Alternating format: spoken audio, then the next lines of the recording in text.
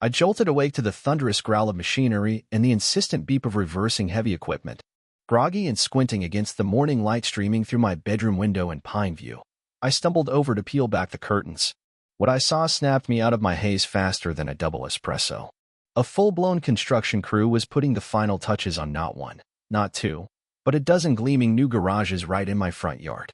My pristine, deed-protected yard in this quiet suburb of Willow Creek was now a chaotic construction site, as if it had sprouted overnight like some bizarre urban fungus. For a moment, I stood there dumbfounded, my sleep-addled brain struggling to process the absurdity. Then I spotted her, Lydia Grayson, the iron-fisted president of our neighborhood association, strutting across my lawn in stilettos that stabbed into the soil I'd spent months nurturing. She waved her arms like a conductor directing a chaotic orchestra of workers, her platinum blonde hair glinting in the sun. Rage replaced my shock. In under 5 minutes, I was out on my porch in rumpled pajamas, gripping a lukewarm mug of coffee and yelling over the roar of a concrete mixer.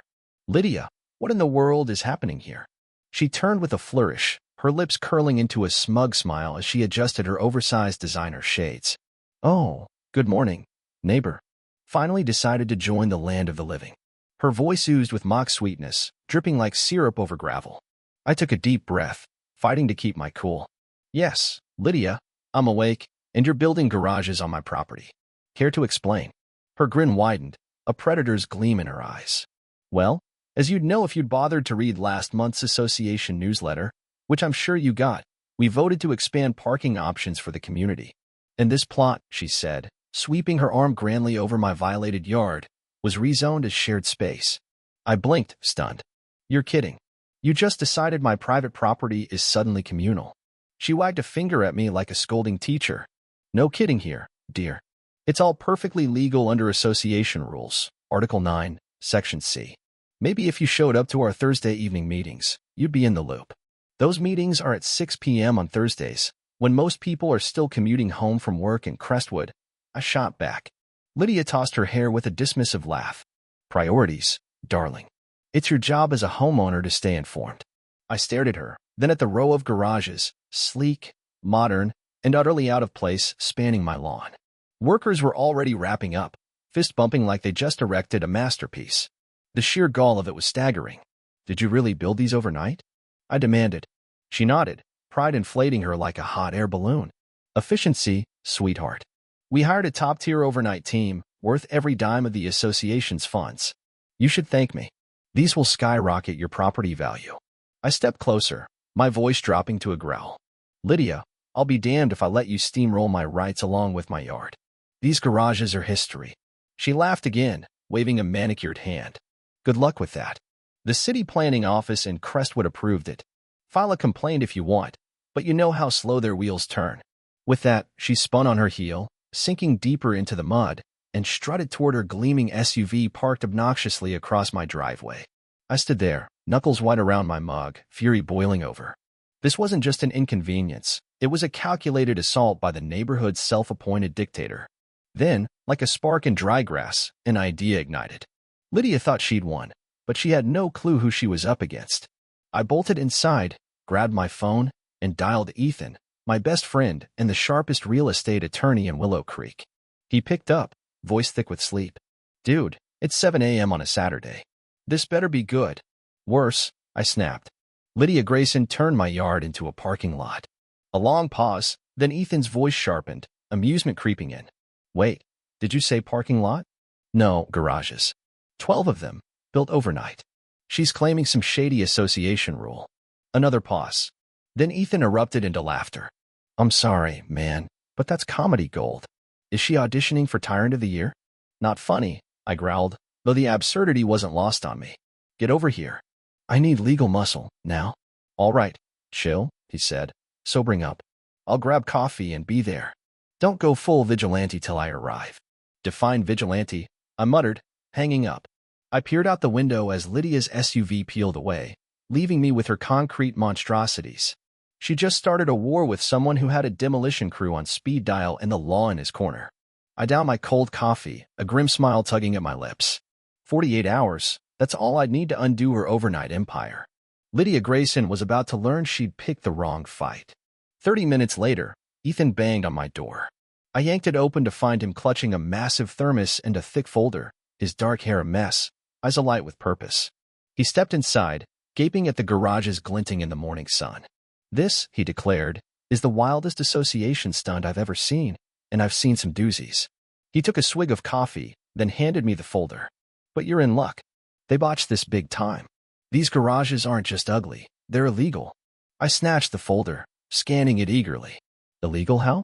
Ethan jabbed at the pages. Per their own rules, they needed a full homeowner vote for construction on private land. Plus, they didn't notify you properly, no notices, no hearings. Lydia thought she could bully you into compliance.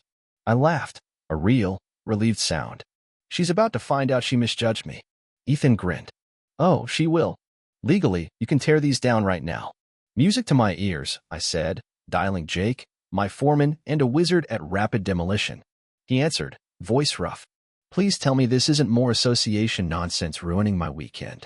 Sorry, Jake. Lydia hit again. I need a demo team, gear, and some serious gusto, stat. He chuckled. Lydia? Huh? How bad's the damage? 12 garages, built overnight. Silence, then Jake's booming laugh. You're not kidding. She's lost it. Give me an hour. I'll bring the cavalry. Within 60 minutes, my quiet Pine View Street transformed into a buzzing demolition zone. Bulldozers rumbled in, cranes loomed, and Tara, our explosives ace, rolled up with a grin and a crate of colorful wires that made my stomach flip. Explosives, Tara? Really? I asked, half laughing as she unloaded what looked like fireworks on steroids. She shrugged, eyes sparkling with mischief. Just in case Lydia chains herself to one of the garages. I've always wanted to blow up something she loves. By now, curious neighbors were trickling out of their homes. Lawn chairs unfolded like clockwork, people sipped coffee, munched on breakfast burritos, and watched the unfolding spectacle like it was the 4th of July parade. Phones were already up, recording the pre-demolition chaos. Then came the shriek. Lydia stormed up the street, phone pressed to her ear, stilettos sinking into the soft lawn, her face a vibrant shade of fury red. She screeched to a halt in front of Jake's bulldozer, arms flailing. What do you think you're doing? Stop this now. This is association property. Jake leaned lazily against the side of the machine, completely unfazed.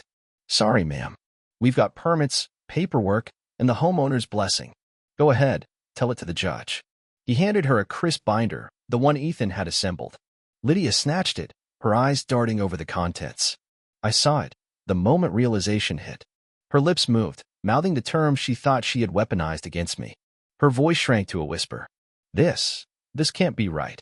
Ethan stepped up beside her, cool as ice. It is, Lydia. These structures are illegal. No vote. No notice. No consent. That's trespassing on private property. Her tone shifted fast, from dictator to damsel in distress. Come on, we're neighbors. Can't we just talk this out? These garages boost everyone's value. I'm trying to uplift the neighborhood. I stepped forward, shook my head slowly. Funny, Lydia. I think demolishing them will boost mine even more. She glared, seething, then barked, fine. I'm calling the city inspectors.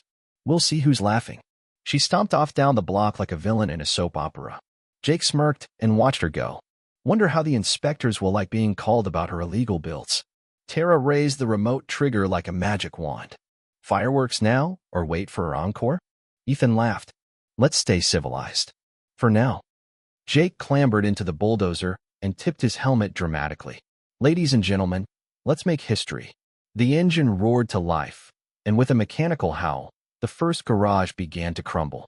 Wood and metal cracked like thunder. The ground shuddered beneath our feet. Phones recorded, people cheered. By noon, 5 garages were nothing but splinters and rubble. The air was thick with dust and triumph. Someone brought donuts.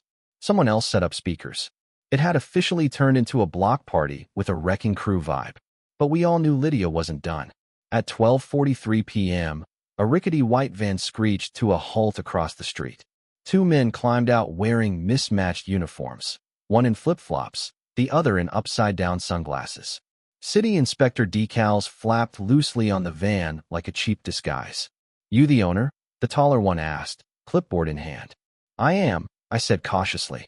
We got a report of unauthorized demolition. Ethan stepped forward smoothly. Can we see your IDs? The shorter one fumbled in his jacket. Forgot it in the van. Ethan's tone didn't waver. I'm an attorney. No credentials, no authority. Walk away before you commit impersonation. They froze. Then bolted. Just ran. Neighbors jeered. Someone yelled, "Tell Lydia her actors need rehearsal." Ethan sighed. Fake inspectors. That's a new low, even for her. Not long after, a sleek SUV rolled up. Out stepped a woman with a press badge and a camera crew. Channel 5 News. We got a tip about illegal construction and demolition. Anyone care to comment? I sighed. Let me guess. Lydia called you. The reporter smirked. You know her? Ethan chuckled. Oh yeah. She's our HOA's local legend. Villain edition. The reporter nodded toward the destruction. What's the story? I pointed at the ruins. She built 12 garages on my lawn overnight. No permit. No vote. No notice. Now I'm cleaning up the mess, legally. You mind if we roll the camera? Be my guest. Just make sure you get the next garage falling. As the camera rolled, Tara cued Jake. He raised his arm and, like clockwork, another garage groaned and gave way in a beautiful, satisfying crunch. The crowd roared. Then Lydia returned. She was overdressed, hair perfect, pearls shining, blazer too stiff for this war zone. She shoved past the crew and planted herself center stage. I demand a statement, she barked. The reporter nodded, obliging. Lydia launched into a monologue worthy of an award show. This demolition is an attack on our community's unity, our progress, our soul. Behind her, I mimed playing a tiny violin. Ethan snorted. This homeowner, she continued dramatically, is resisting the future. He is destroying property value for everyone. I stepped into frame. You're worried about values? You built 12 illegal garages overnight, like a bootleg storage mafia. Her face twitched, but I stayed calm. You didn't ask. You didn't warn. That's not community. That's theft. The reporter turned to me. What's next? I nodded toward the few remaining structures. 48 hours. They're gone. She made it personal. I'm making it right. The cameras caught the next crash in perfect timing. Garage number 7 tumbled in a cloud of dust. As night fell, the demolition didn't stop. Floodlights came on. Jake barked orders like a battlefield general. Tara patrolled with a walkie-talkie and a holstered taser. Ethan managed a makeshift legal tent, classic rock blasting from a speaker as he organized files. At 1:15 a.m., Tara hissed through the radio. Movement near the machinery. We caught 2 hooded figures trying to sabotage the bulldozer. One dropped a wrench. The other tripped and faceplanted. Lydia's nephew. Tara confirmed after checking security footage. Ethan's jaw clenched. That's sabotage. We finished this tonight. The crew rallied. Jake swung the next garage down like he was born to do it. Tara rigged motion sensors. Local volunteers joined in. By sunrise, only 1 garage remained. A police cruiser rolled up. We got noise complaints, the officer said with a tired grin. Someone said there's a rebellion happening on Pineview. Let me guess, I said. Lydia. He nodded. Ethan handed over the folder, the permits, and video of the sabotage. You're clean, the cops said. Just, maybe less booms next time. As the cruiser pulled away, Jake revved the engine one final time. The last garage fell in a cinematic cloud of dust. Neighbors clapped. Coffee was passed around like victory champagne. And then, there she was. Lydia. Pale, haggard, yet still clutching a clipboard like it gave her power. You'll regret this, she hissed. Court's next. Ethan walked over, handed her a binder. Permits. Violations. Sabotage. Surveillance. Take it to your lawyer. She snapped it shut with venom in her eyes. I built something vital. I stared her down. No. You stole my land and built your vanity project. That's not vision. That's trespass. She spun on her heel and vanished. Days later, Channel 5 aired the footage. Lydia's rant went viral as a meme. She sued for damages and a public apology. The judge watched 5 minutes of the sabotage footage, rolled her eyes, and dismissed the case in 10 minutes flat. Countersue if you want, she told me. Lydia left the courtroom deflated. A month later, she was voted out as HOA president, replaced by Cal Davis, a no-nonsense retired cop who promised no drama, no garages, no midnight construction. My lawn stayed green. We put up a sign, private property, no garages, no tyrants. We threw a party, grilled steaks. Tara baked cupcakes shaped like tiny wrecking balls. Someone made a piñata of Lydia. Her house, went up for sale 2 weeks later. Her 12 illegal garages lasted 2 days. I erased them in under 48. But the story? That'll last forever.